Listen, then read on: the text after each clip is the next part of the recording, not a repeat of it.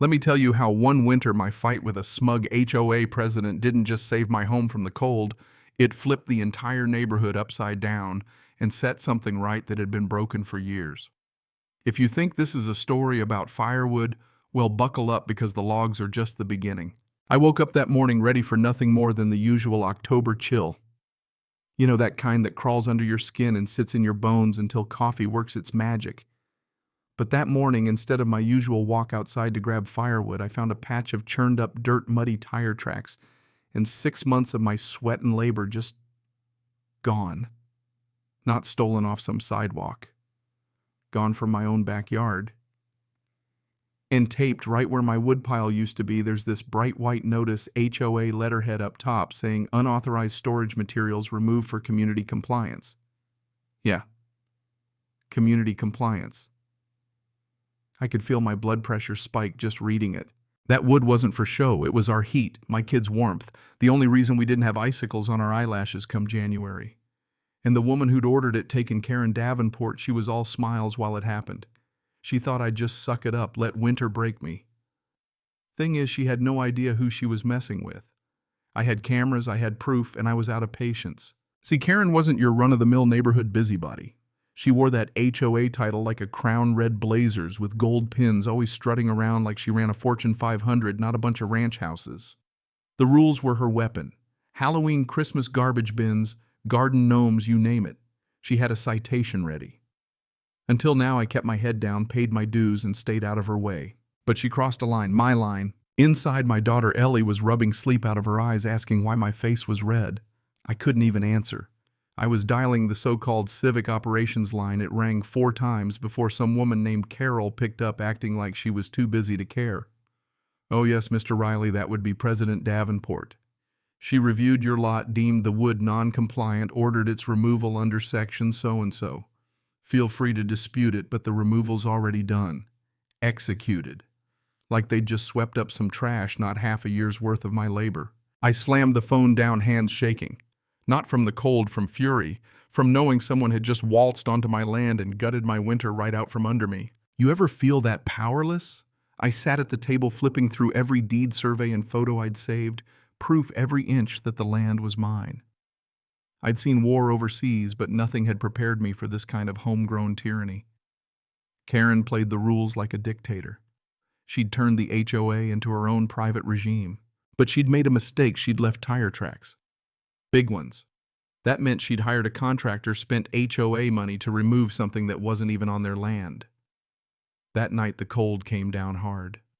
Ellie coughed in her sleep. I tossed another blanket over her and made a vow I wasn't letting this one go. Not this time. Before bed, I remembered the cameras under the porch. Pulled up the footage and there it was. 2 guys in reflective vests, flatbed truck rolling right up onto my grass, loading every last log. Karen herself was there, clipboard in hand, grinning like she'd just hit the jackpot. That was the moment something flipped inside me. Fear turned to anger. I was done playing nice. Next morning, folder under my arm, thumb drive in hand, I marched to the HOA office, which, let's be real, was a guest house in Karen's backyard.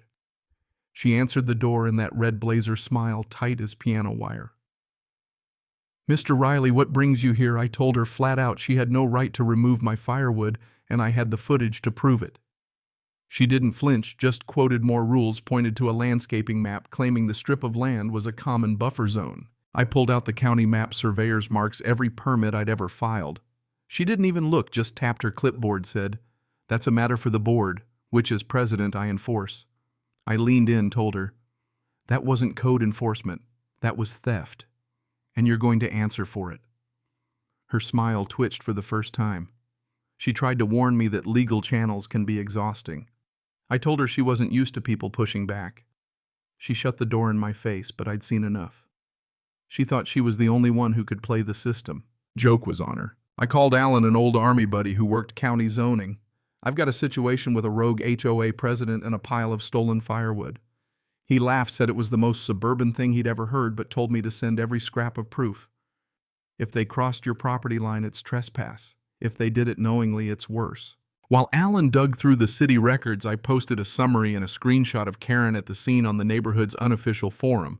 Not the HOA's, but the real one, the one Karen couldn't control. The replies poured in. She did the same to my garden shed. She fined me $7 for wind chimes, claimed my compost violated visual harmony. Suddenly, Karen wasn't just my problem. That evening, a neighbor I'd never really met, Denise from up on Aspen Loop, showed up with a container of chili. What she did was wrong. Everyone knows it. But people are scared. I told her they wouldn't have to be for long. That night, Ellie and I curled up on the porch with Coco and watched the stars, swearing we'd outlast the cold. The next morning, I walked into the HOA board meeting like a man on a mission, documents, maps, and a quiet fire inside me. Karen sat dead center, surrounded by her loyal crew. The room filled with neighbors, some nervous, some angry. I laid the evidence out: surveys, city maps, photos, camera footage showing Karen supervising the theft. The whole room went silent. Then Denise stood up and told her own story, how Karen had made her tear down a swing her husband built only for Karen's cousin to put up a copycat with no penalty. And suddenly the room exploded, neighbors lining up with stories, complaints, proof of Karen's double standards. I didn't have to say a word. Karen's power was unraveling. She adjourned the meeting and stormed out, but she couldn't shut the truth down. That afternoon, Alan emailed my property line was legit. The HOA had no right and Karen's removal had no legal basis. He attached the official plat map and told me to file a complaint, so I did maps, video evidence, the works. A few days later, as the house dropped below 60 degrees, I got an envelope, anonymous, no return address. Inside a whistleblower's email chain, Karen had been planning to clear the area behind my shed weeks before prepping for a land grab. She wanted the view for her annual HOA Christmas party, and my woodpile was in the way. That moved this whole mess from mistake to deliberate, from nuisance to premeditated malice. Out of Firewood, I took Ellie to school and stopped at the old diner where the local crews eat. Mark, an old Army buddy turned Firewood guy, heard what happened. "I've got a stack out at the county barn," he said. "It's yours. Just bring a trailer." That afternoon, we split stacked and rebuilt my pile by hand. Ellie watched from the window, Scout the Labrador snoring by the couch. That night we had a fire again, warm, honest hours. But Karen wasn't done. The HOA's legal firm sent me a thick letter denying everything, threatening me for defamation, demanding I stop disparaging leadership. I laughed out loud. That's how scared they were. I called Alan. He'd found out the HOA never even filed a maintenance agreement for the land behind my shed. No claim, no rights. Karen was bluffing, hiding behind bureaucracy. I filed a FOIA request with the city, wanting every email, map, and memo about parcel 2228. While I waited, I posted again, this time rallying the neighborhood. "You're not alone, and I won't be silenced." The replies turned into a tidal wave, residents sharing how Karen had harassed, fined, and bullied them for years. The FOIA packet landed on my doorstep, 36 pages of emails, including one from Karen to the city fishing for gray zone legal ambiguity so she could clear my lot before her lighting ceremony. The city had told her in writing that the land was private, off-limits to the HOA. She did it anyway. Alan said, "This is gold." She knowingly acted without authority. If you can show she used HOA funds, this is abuse of power. I updated my complaint: malicious intent, premeditation, a pattern of selective enforcement. I gave a copy to the local newspaper, the Glenwood Sentinel. By Thursday, the front page headline read, "Homeowner accuses HOA president of illegal land grab and winter retaliation with Karen's smug mug," right there for everyone to see. The neighborhood exploded. Notes started appearing on my mailbox. "Stop HOA abuse. Warmth is a right." Neighbors I'd barely known showed up to help stack wood, split logs, laugh, and swap stories. The sound of real community, not the kind built on fear and fines. Then the day came: court. Our judge was all business. Karen's lawyer tried to argue misunderstanding. The judge stopped him cold. "Did you get confirmation the land was HOA?" he admitted. "No." My lawyer Marlene calmly laid out the city's response. The maps, the video, the emails proving Karen's intent. The judge was done. She issued an injunction. No more HOA action against my property, a review of damages, and a threat of sanctions against the HOA for exceeding its authority. It was the first time in months I felt real warmth that couldn't be stolen. After that, things changed subtly at first. RVs started appearing in driveways without penalty. Holiday lights broke out in color. The fear was gone. and Karen vanished. No walks, no clipboard, no more reign of terror. The HOA, desperate to make it all go away, sent a settlement offer apology letter reimbursement for the wood refund of bogus fines. I turned it down. I wanted the truth on the record for every neighbor she'd ever bullied. Days later, Dave the treasurer showed up to say the board had voted 401 to suspend Karen. Denise, the same neighbor who brought chili, was named interim president. The website posted a leadership transition and a rare, honest apology. And when we finally stood in court for the last time, Karen in gray now admitted she'd let pride blind her. The judge found for me damages for lost property, heating, and emotional distress. Karen personally fined for acting outside her authority.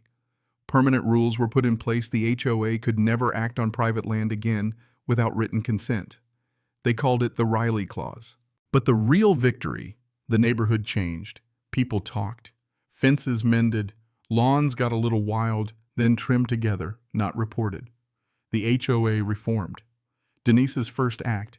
Every enforcement now needed evidence, not just Karen's say-so.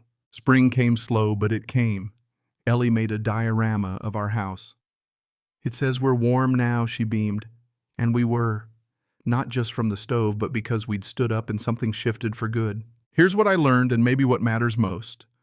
Power unchecked will always find a new excuse. It's not about firewood or fines or fences. It's about whether people get to live free from fear, even in the smallest ways. I didn't win this by shouting or raging, but by standing up, finding my voice, and refusing to let anyone steal my warmth, my rights again. And if you're listening, maybe you've had your own Karen. Maybe your fight wasn't firewood, but something just as real. So let me ask you, when does a rule become a weapon? Where's the line between order and control? Tell me, if someone tried to freeze you out, would you let them? Or would you fight to light your own fire? Drop your thoughts below. Share your stories. Because justice isn't just about the rules, it's about what we do when someone tries to steal our warmth and what happens when we stand together and take it back.